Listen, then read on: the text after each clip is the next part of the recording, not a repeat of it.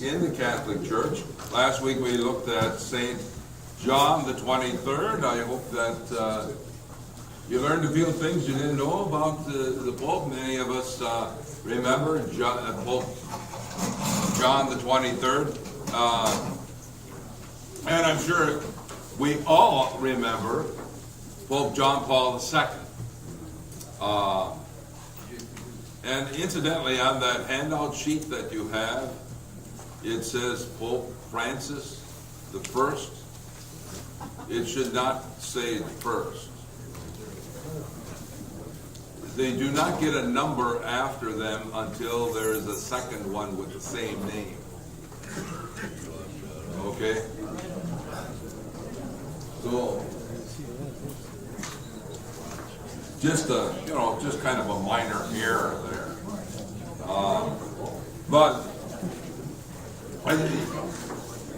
for those of you who were not here last week, the guys in the center, I had an outline on that I presented, so they still have some outline handouts on the Pope.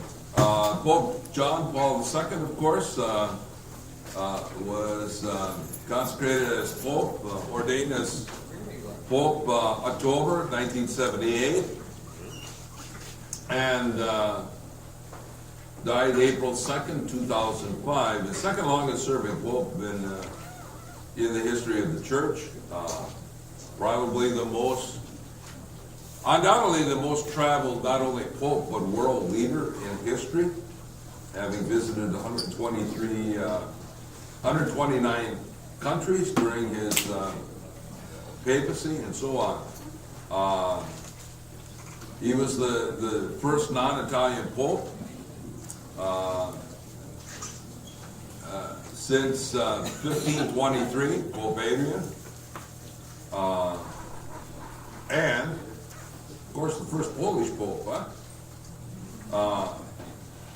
and, we could go through and, ask our own memories, but I got a number of things that I'd like to tell you about him that maybe you don't know. All right? Pope John Paul II. Of course, there was a John Paul I who lasted 33 days as Pope. Pope John Paul. He took that name in order to honor Pope John the 23rd and Pope Paul VI. Poor Pope Paul VI, former Cardinal Montini, gets short-shrifted in this whole legacy of popes that we have, stretching from, the time of Pope John the 23rd. Basically, the second half of the 20th century and beginning of the 21st century, 50, 60 years, and poor Father, Cardinal Montini, Pope Paul VI. He had to do all the legwork, all the hard work. He had to finish the Vatican Council. He had to do the implementation of the Vatican Council. How many days was he in? Who? Pope Paul. Pope Paul VI? Pope Paul VI was Pope for about 6 years. Oh, I thought it was. You're thinking Pope John Paul the First. That was 33 days, 34 days. All right? So, huh?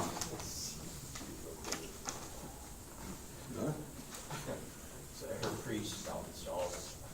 Yeah. He said what he was told now. He said, maybe they'll get it right this time. Yeah, maybe they'll get it right this time. So, Pope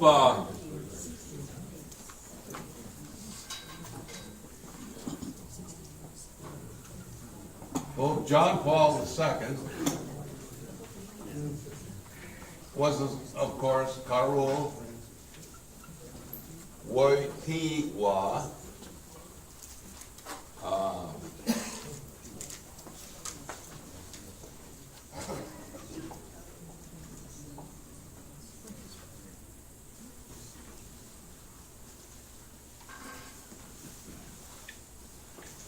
born in a Polish village of, Ładowice.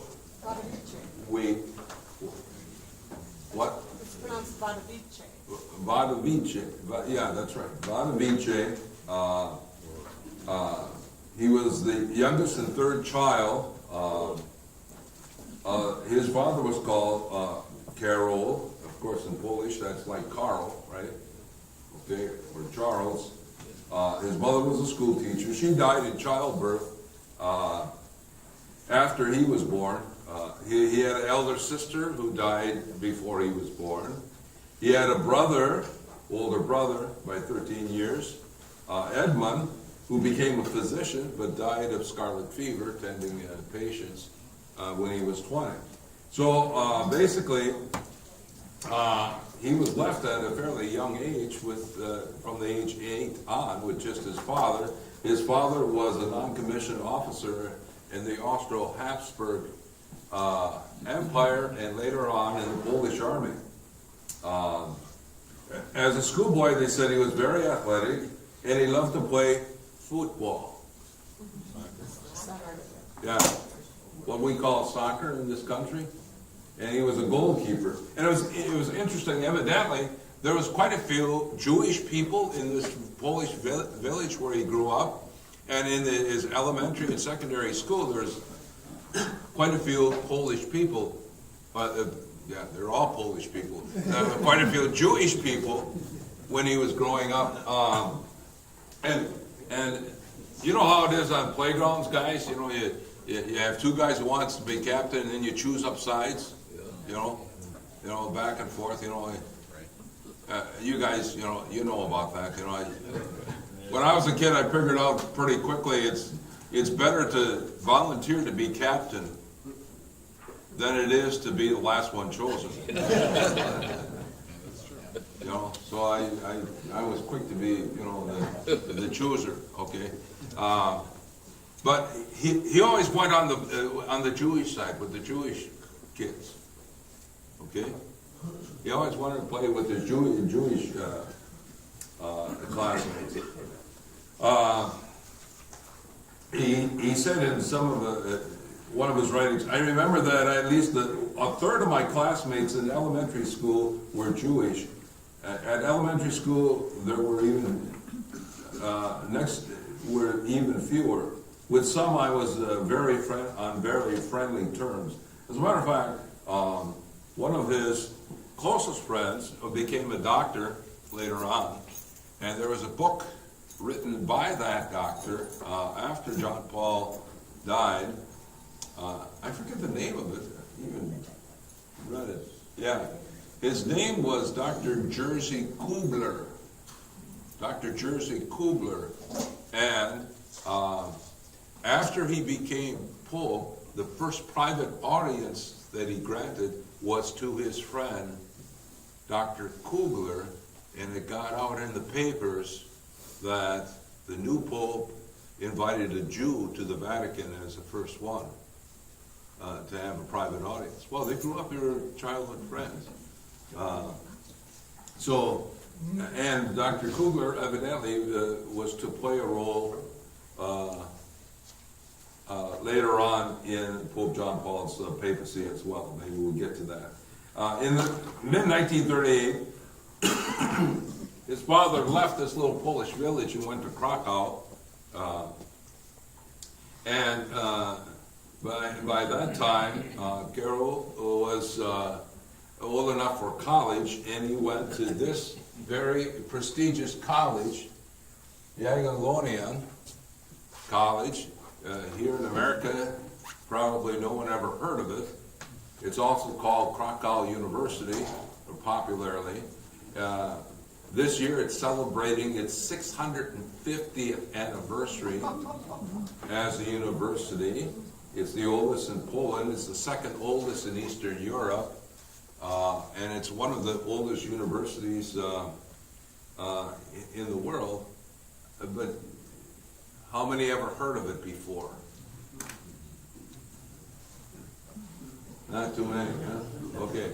So very prestigious. You can look it up on the website today. You know, there's all kinds of articles about this university, and that's where he studied. And he studied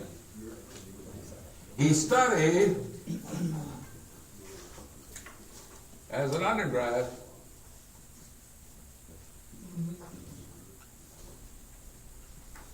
biology. He studied biology. I don't have enough O's and L's in here.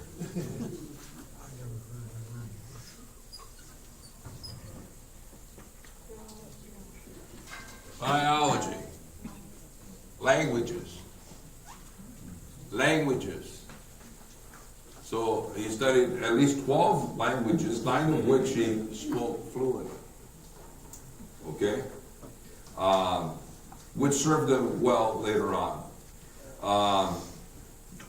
He also performed in a theatrical group and worked as a playwright in college. 1939, the Nazi German occupation came in, and that starts Nazi Poland on our outline. Able-bodied Polish males were required to work. He worked as a messenger for a restaurant, a manual labor in a limestone quarry. He worked at a chemical factory to avoid deportation to Germany. His father, a former non-commissioned officer and later an officer in the Polish army, when the Nazis came in, he ended up dying of a heart attack in 1941. So, leaving Wojtyła as the only surviving member of his family, he wrote later on, I was not at my mother's death, I was not at my brother's death, I was not at my father's death, he reflected 40 years later. At 20, I had already lost all the people I loved. And so after his father's death, he started thinking seriously about the priesthood. In 1942, he knocked at the door of the bishop's palace in Krakow and asked to start studying for the priesthood. Unfortunately, the Nazis had closed down the seminary by that time. But the Archbishop of Krakow, Adam Stefan Sipia, was conducting an underground seminary in the Cardinal's palace, in the Archbishop's, residence. And so Gero Wojtyła started between working as a manual laborer and so on, going to the seminary, and staying. I don't know if he lived there or not. Probably not. 1944, he was hit by a German truck in the wintertime. Almost died. Some German officers picked him up and brought him to the hospital. He was in the hospital for a couple of weeks. He had a concussion and a busted up shoulder and so on. And he took that as almost like a sign from God, affirming his vocation. What's interesting, folks, is there's a lot of stories like that of people who became saints who were, either on a wrong track of life or former soldiers and during a time of illness or recuperation. Happened to St. Francis of Assisi as well, and other saints that they discerned, religious vocation. So it's not unusual in the annals of saints. He later on he escaped from being rounded up by the Gestapo a few months later by hiding out in his uncle's basement. And then he went back to the Archbishop's palace in the back roads or streets of town. February 17, 1945, the Germans fled the city. And the students were able to reclaim the seminary. He and some of the other clandestine seminarians went and they had to clean up the seminary that was pretty filthy. He also at that time came across a young Jewish refugee girl who had escaped from the labor camps. Going to the labor camps, she had collapsed on a railroad platform.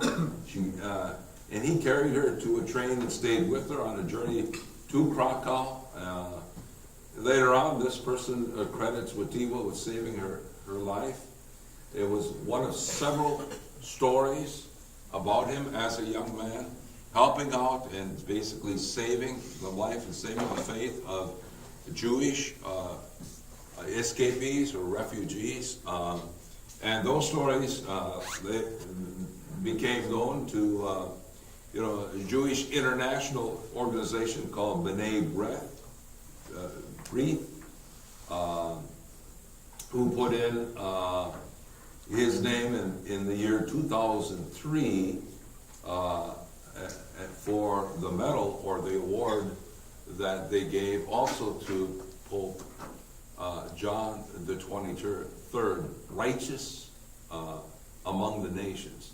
It's an award they give to Gentiles, non-Jewish people who significantly helped Jewish people during the Holocaust and at other times. So he received that from them.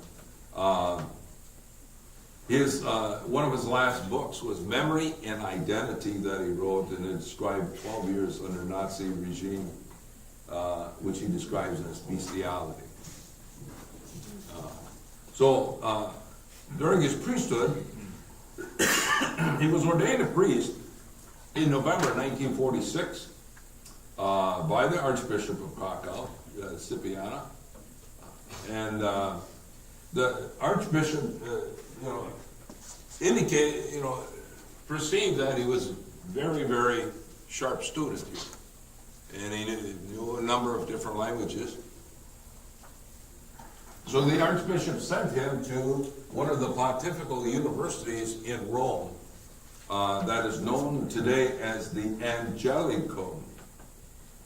Angelico. So you write angel and then ICUM. It's a Dominican university. Today it's called Pontifical University of St. Thomas Aquinas. So they are steeped in Thomistic philosophy and so on. There he studied under a famous scripture scholar, Dominican scripture scholar, Reginald Garrigou-Lagrange. And he received his licentiate as well as he completed a doctorate degree in philosophy in 1948. So he completed basically what we would call a master's, a licentiate degree, although a licentiate degree is a little higher than a master's degree here, and a doctorate degree. Also there, he studied under one of the best Hebrew teachers, a Dutch teacher by the name of Dunker. He studied Hebrew,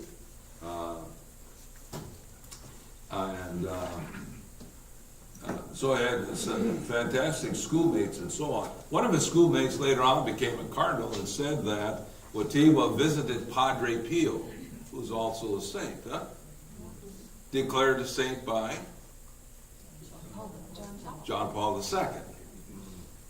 Okay, along with about 400 other people, okay, who heard his confession, and later on, this Cardinal Stickler, who was a classmate of Wojtyła, said he believed Padre Pio gave him the prophecy that he would assume the highest post in the church. Now, this is when he was still a seminarian. He was ordained in and took his first pastoral assignment in some small villages. And the first pastoral assignment that he went to, he got off the train and knelt down and kissed the ground. And you've seen that in his travels. He did that wherever he traveled and so on. Now, he didn't come up with that idea.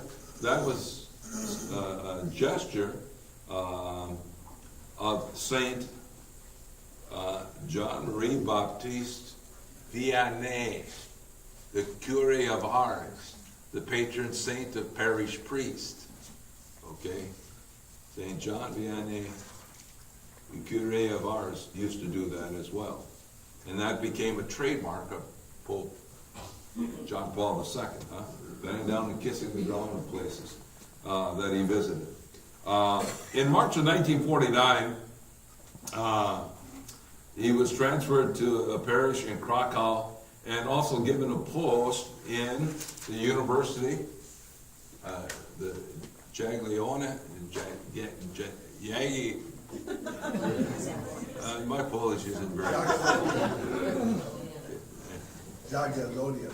Yeah, it's J or Well, they pronounce the Y? J. They pronounce the J. Jagiellonian. It's the Okay. W that goes to be a D. Okay, Jagiellonian University. And while teaching there, he gathered together a group of 20 young people. They call themselves Little Family for Prayer and Philosophical Discussion and to help the blind and the sick and so on. Gradually, that little group of university students grew from 20 to 200. And he used to take them out on skiing and kayaking trips and mountain climbing. Now, when the communists took over about that same time, they kind of put the clamps on priests, leading groups of students and so on.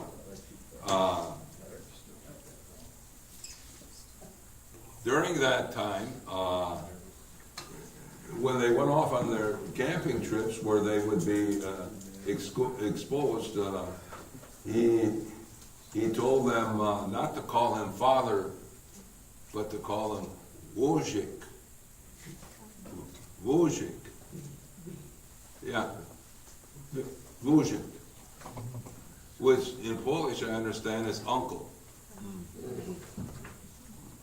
And after he became bishop and archbishop, his former students said, Wojcik, what do we call you now? You're, bishop. And he said, Wojcik will always remain Wojcik, for his, and so it's still a nickname in Poland for him. He completed in 1954 a second doctorate degree in sacred theology in ethics, and it was a reflection on Catholic ethics using a philosophical basis of Max Schiller. Max Schiller was a German philosopher who founded a philosophical movement called phenomenology. Good Lord, phenomenology. Okay, and it's a reflection on personal experience, conscious encounters, the encounters of consciousness in elements in the world, and from a broad range of perspective, and then you bring that to a focused study. Phenomenology. Study the phenomena of things, and then you bring it to a certain focus study. He applied that to Christian ethics using a Thomistic base, so as well. Since he studied at the Angelico, the Thomistic base. Sounds kind of complicated, huh? Yeah. So lots of big words. Well,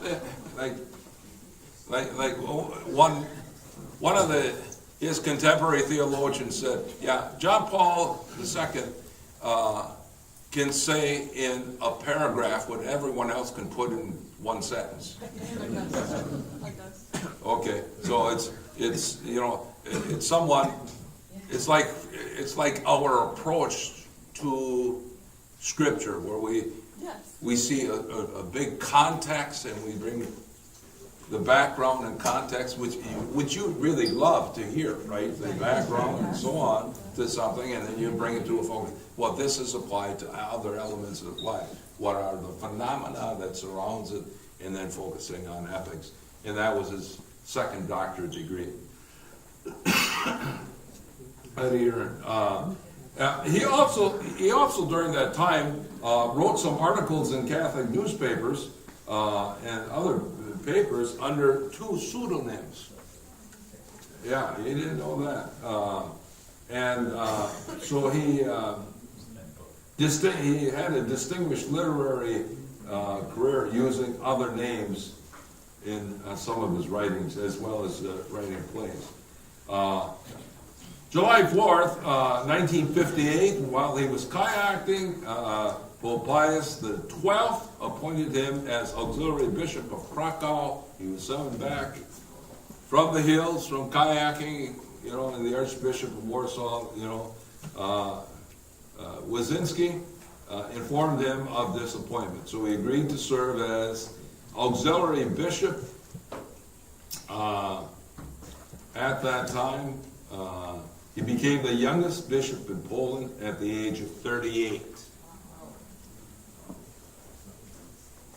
At the age of 38, he became the youngest bishop in Poland. Come to think of it, we have a bishop in this diocese who became a bishop, I believe, at the age of 39. Bishop Robert Morneau, our little bishop. I think he was 39, just a year older than Wojtyła. So, in October 1962, when the Second Vatican Council started and all the bishops of the world were asked to come to the Vatican for the Second Vatican Council, he was there, as a young bishop. So he was like, it was 4 years later, so he's like 42. And at the Second Vatican Council, now this is kind of a nice story. At the Second Vatican Council, first session in 1962, 2,500 bishops, over 2,500 bishops from all over the world were brought. They put up like bleachers, not really bleachers, but seating boxes in St. Peter's Basilica. You've seen pictures of it, on both sides. And they seated the bishops alphabetically, not by country, but alphabetically, to mix them all up. Well, that was wise, huh? So this young Polish bishop, Wojtyła, was sitting right next to an American Polish bishop by the name of Wojciechowski. That's right.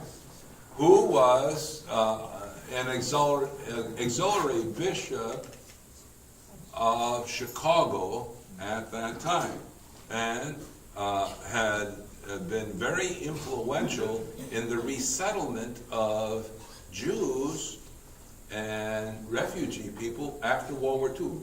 Bishop Wojciechowski, very active in the resettlement efforts of the Catholic Relief Services, which was a brand new organization that continues yet today. And so, when they greeted one another, Wojciechowski was what, about 12, 13 years older. Bishop Wojciechowski used to tell us, the story of him sitting next to Wojtyła. They greeted one another, and of course, Bishop Wojciechowski could speak Polish and started speaking Polish to the Polish bishop. And he said, "No, I have to practice my English." Okay, so he wanted to. So after a while, I would imagine that some of those sessions got a little,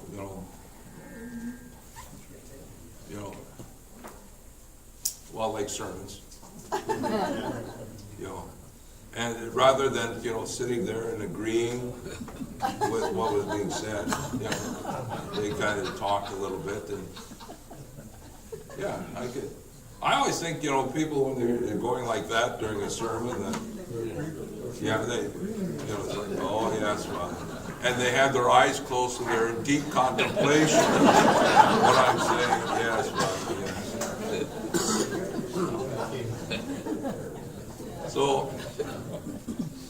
So Wysislo, you know, looked at, you know, and he said, "You're pretty fit. You know, what do you do for exercise?" And the Polish bishop said, "Well, I hike and climb mountains and camp out and kayak and ski in the winter." And he looked at Wysislo and said, "What do you do?" And he said, "Golf." And Wysislo said, "What's golf?" And it's like walking in the countryside with a stick and hitting a little round ball about that big. Oh. Mike, you have another story? No, that was the story I wanted you to. So you verify it? Yeah. Yeah? Okay. The two went out golfing, I think, and Bishop Wysislo really wanted Bishop Wojtyla to become a devotee, but he was unimpressed, as I understood. He wasn't too impressed with this this game, which isn't an American game, it's a Scottish game. So, a little inside work. And Bishop Wysislo, I don't know if he has it in his book, remember, after Bishop Wysislo retired, he wrote a book, Vatican II Revisited. You can find it in bookstores and so on. And I don't know if he has that story in it or not, but inside. So he worked on, at the Second Vatican Council, he worked on several of the documents, the Decree on Religious Freedom, and above all, the Pastoral Constitution on the Church in the Modern World, that document, the Pastoral Constitution on the Church in the Modern World. In Latin, it was known as Gaudium et Spes, okay, and later on, he was to use that in some of his other writings.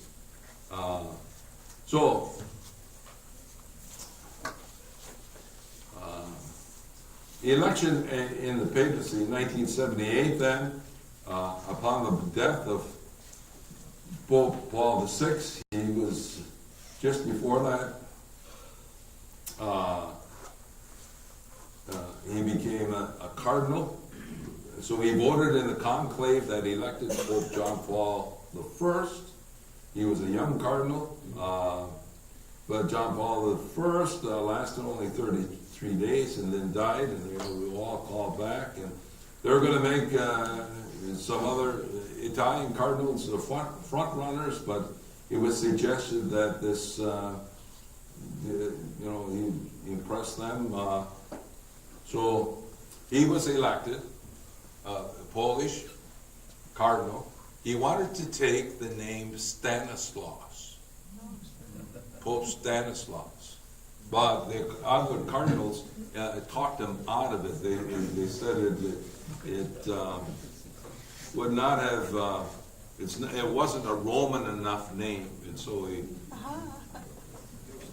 he stated after his election, "With obedience and faith in Christ my Lord, with trust in the Mother of Christ and the Church, in spite of great difficulties, I accept." And he broke tradition when he announced his first, announcement to the crowd out on the balcony. He broke tradition by addressing the crowds directly. "Dear brothers and sisters, we are saddened by the death of beloved Pope John Paul I, to the cardinal, and so the cardinals have called for a new bishop of Rome. They call him from a faraway land, far away and yet always close because of our communion in the faith and Christian traditions. I am speaking to you in your own, our Italian language. If I make a mistake, please correct me."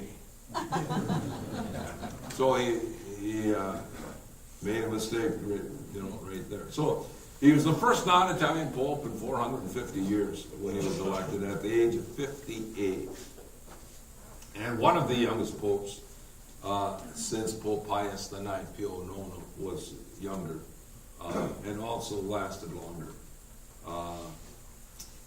So he dispensed, like his predecessor, from the traditional big highfalutin papal coronation. After John Paul II, that was kind of redone. And, you know, he took the office, and of course, at his inauguration and consecration, you've seen this in other popes recently, all the cardinals come up and they express, you know, and kiss their ring and so on. When the Polish cardinal came up, the Polish Wyszynski, who he served under, he had the cardinal stand up and he gave him a hug. So very, very much a human, you know, act and human expression, which kind of epitomized the human charism that he exerted during his papacy. Joel? How many ballots did it take for John Paul? You know, I think I have that here. How many? The question is, how many ballots did it take? He won on the 8th ballot on the 3rd day, according to the Italian press, and received 99 votes out of 119, under 111. Okay? Does that satisfy your curiosity? I'm curious, being the first non-Italian in so many years, Yeah, how long it took him to... yeah. 8 different, you know, ballots, but they had to work through all those front-running, you know, Italians first, before they settled on, you know, Pope John Paul II. You know, the next thing on here, boy, I'm clipping right along. Pastoral visits, pastoral trips. You know, the most widely traveled, not only Pope, but probably world leader. 129 countries he visited. You talk about frequent flying miles. You figure that out, 680,000 miles, flying miles. He spoke to some of the largest crowds and gathering of people ever. One of the things that he inaugurated was World Youth Day. And in Manila, in the Philippines, the World Youth Day, they believe he had attracted 4 million people.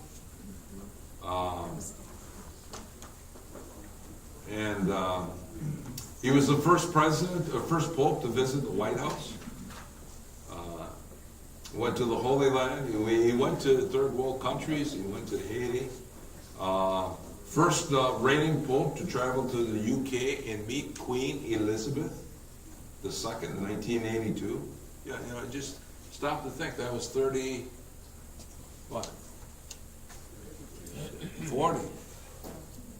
42 years ago, right? Or 32. 32 years ago, he met Queen Elizabeth. And she's still queen!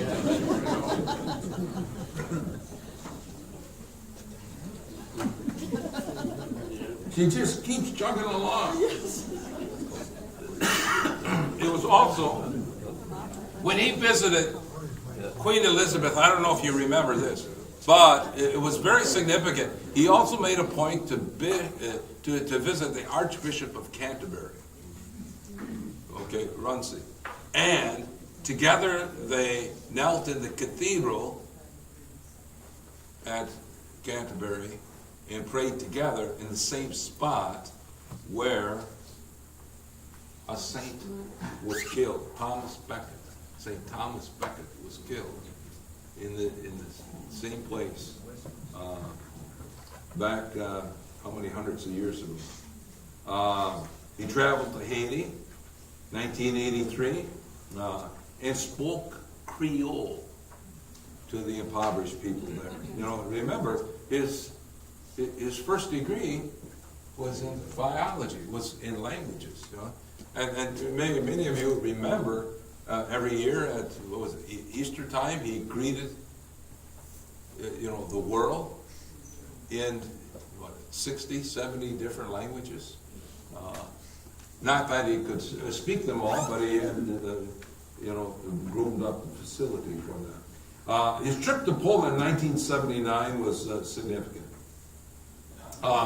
His first trip to Poland sparked the nation, and the Polish communist leaders intended to use the Pope's visit to show the people that even the Pope was Polish. It did not alter their capacity to govern and oppress and distribute the goods of the Polish communists. They also hoped that if the Pope abided by rules that they set, that the Polish people would see his example and follow them. And if the Pope's visit inspired a riot, the communist leaders of Poland were prepared to crush the uprising and blame all the suffering on the Pope. And of course, famously, what is the line that he used in his speech to them, taken right from the scriptures? Be not afraid. Be not afraid. Stick with one another. Be fearless. That God is the only source of good. God is the only standard of conduct. He demonstrated something that later on pundits were to call soft power. Soft power. He used words to inspire them to be united in a new way. Subsequently, of course, you know what happened. The uprising of a union in the shipyards called Solidarity. And that uprising ended up with the overthrow of the communist government in Poland, and then the subsequent domino effect in other Eastern European countries using the methodology or the philosophy behind solidarity, and it's believed that he inspired that with his speech in his first trip. Yeah. We all know mostly about how, despite the communism in Poland, but very few people realize that he helped get rid of the dictator in Chile, Pinochet, Paraguay, Strasser, in Haiti, Doc Duvalier, and I think there was one other one that in Rwanda, Burundi, brought it pretty much an end to that war. On our outline, I have rolling global politics, so you just, took care of that portion of the talk, so thank you very much.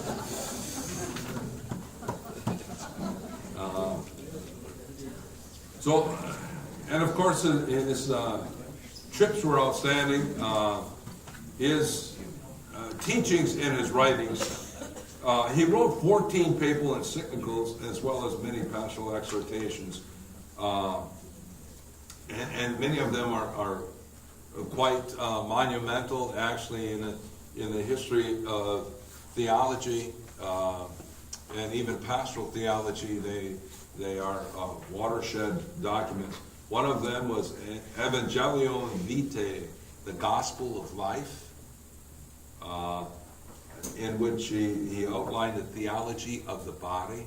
He gave a series of talks on his Wednesday morning audiences over quite a few, and developed that concept of theology of the body. Today it's integrated in a number of our marriage preparation processes, and as well as teachings on sexual ethics and so on in our schools and catechesis, theology of the body. Very important. He had 14 encyclicals, many of them significantly impacting the way we understand today. In his second great encyclical, Dives in Misericordiae, on divine mercy, featured the greatest feature of God is mercy, it's needed nowadays. And of course, according to this, it ushered in the new millennium, his canonization of a Polish nun, Sister Faustina Kowalska, through which we get the devotion of Divine Mercy. And that was prompted by the encyclical that he wrote on God's mercy, Divine Mercy, his second encyclical.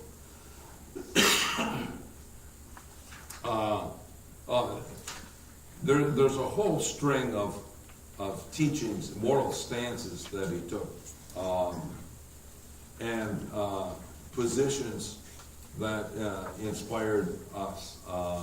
Speaking out in the Jubilee year about debt relief, international debt relief, what he called social mortgaging.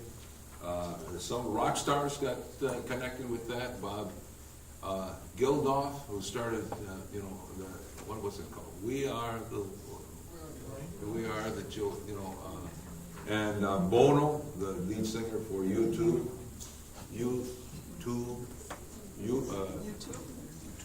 not U2, it's U2. Okay, singing group, Bono.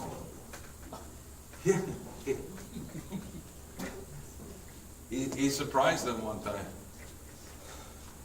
Bono and U2, they were in a recording studio recording an album or something, get a telephone call. Hello, who is this? This is the Pope. I want to speak to Bono. Contemporary. Apartheid in South Africa, he took position on that. Capital punishment, European Union, evolution, Iraq War, all of these things he took position on. Organized crime, Persian Gulf War, Rwanda genocide, and of course views on sexuality. Jim was right. He helped bring about the fall of dictatorships in Chile, in Haiti, in Paraguay, and in other countries throughout the world. He met with Mikhail Gorbachev of Russia in 1989, met at the Vatican, and expressed his views. And Gorbachev said once, the collapse of the Iron Curtain would have been impossible without John Paul II. And he also said after his death, Pope John Paul II's devotion to his followers is a remarkable example to all of us. President George W. Bush gave him the Presidential Medal of Freedom, the highest civilian honor here in the United States. So I don't know if you realize this, but when he went to Poland, there was an attempt to humiliate him. I don't know if you ever heard this story. The Polish communist government unsuccessfully tried to embarrass him and undermine his popularity by falsely asserting that he had an illegitimate son. That their security agency proposed that he had an illicit affair with this woman, and it was set up by a certain priest that they had drugged that woman, and then she had sexual relations with him, and so on. Later, it was proven false before it even got out in the papers and so on. And everything was found to be a forgery. But they tried that. Of course, with the fall of communism and so on, and his outreaching to a number of different religions. Remember, he was influential in writing a document of Vatican II on religious freedom, right? So he reached out to religions that otherwise the Catholic Church they had little or nothing to do with. Animist, Buddhist, he met the Dalai Lama, Eastern Orthodox Church, he embraced the Coptic Pope when he visited Egypt. Islam, he was the first Pope to enter and pray at a mosque. Even kissing the Quran in Syria as an act that became very popular. Judaism, of course, all kinds of things. The Lutheran dialogue. Assassination attempts. Of course, we all know the famous one with the Turkish or Bulgarian attempt on his life that shot him, but he survived, and that Ahmed Ali Aksa, Turkish gunman, tried the assassination. At that assassination, how many of you remember that attack? Okay, just about everyone does. You know, they said he lost 3/4 of his blood. I mean, he almost took him out. They shot him up in this area quite a bit. And Aksa was trying to run out of the Vatican, and a nun caught him. I don't know if he got tangled up in her ropes or rosary or what, and then another visitor got, but and when he was being treated, they had to perform a colostomy on him. When he was being treated, he asked the doctors not to remove his brown scapular, and so he credits his survival to Our Lady of Fatima. And of course, one of the so-called secrets of Fatima that hadn't been exposed was that the Pope would, be assassinated or be killed. So he said, subsequently they said, because of his survival of this assassination attempt, it fulfilled one of those secrets of Fatima. But I don't know if you realize it or not, but there was a second assassination attempt on the 1-year anniversary after he was killed. At Fatima, Portugal, a man, he was actually a defrocked priest, deranged, attacked him with a bayonet and held him off. And there was at least 2 other subsequent assassination attempts that were foiled because of the Secret Service. So a number, and some researchers have indicated that those attempts were all generated through the Secret Service of the Soviet Union to get back at him for bringing down the Iron Curtain, helping facilitate bringing down the Iron Curtain. True or not, we don't know, but it was kind of surprising that there was more than that one main attempt. Yes? Did one of the Russian premiers make a statement, said how many legions does the Pope have? Yeah. Remember that? Yeah, it could be. I don't know. And the answer was, you may find out. Yeah. Legions. So, his health deteriorated at the end. It was really sad to see, right?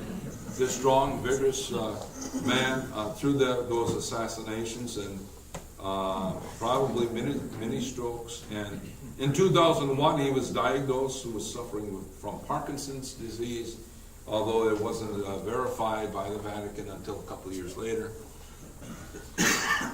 He also suffered from severe osteoporosis towards the end. His hearing went, and of course in 2005, then in the spring of 2005, it started off in February with a bout of influenza, the flu. He was in the hospital for a number of days. Remember, it showed him standing in the hospital window waving at people and so on. But then he got a urinary tract infection. And one thing led to the next. It ended up being septic, and that would become, just before his 85th birthday, the cause of his death, septic shock. They said at his, when he called in his bishop, the secretary, priest to anoint him, the guy was so shaken up he didn't do it right. And the Pope said, you missed the spot. You didn't, because he was so shaken up. Upon his death, of course, even in the crowds, they began calling him John Paul the Great, John Paul the Great. In the history of the church, there's been 3 popes who are called the Great. And it's an unofficial thing, it's a popular acclaim. Pope Leo the First, Pope Leo the Great, Pope Gregory the Great, Pope Nicholas the First, called the Great as well. And by popular acclaim, now Saint Pope John Paul II. And of course, we just experienced his beatification. Contrary to popular opinion, there was 2 miracles attributed to him, and multiple other miracles, but the main one for his beatification was a French nun, Sister Marie Simon Pierre, who was cured of Parkinson's disease. And the second miracle attributed to him after his beatification was the mayor of a village from Colombia who was miraculously cured also of Parkinson's disease. There was also a Polish boy before his beatification, a 9-year-old Polish boy suffering from kidney cancer, and he was completely unable to walk. After visiting the tomb with his parents and leaving St. Peter's Basilica, he told them, I want to walk, and he began to walk normally, totally cured from the tomb of now Pope St. John Paul II. So, I hope that helps give you even more background than you ever had before on our 2 newest saints and newest popes. Thank you very much for coming, everybody.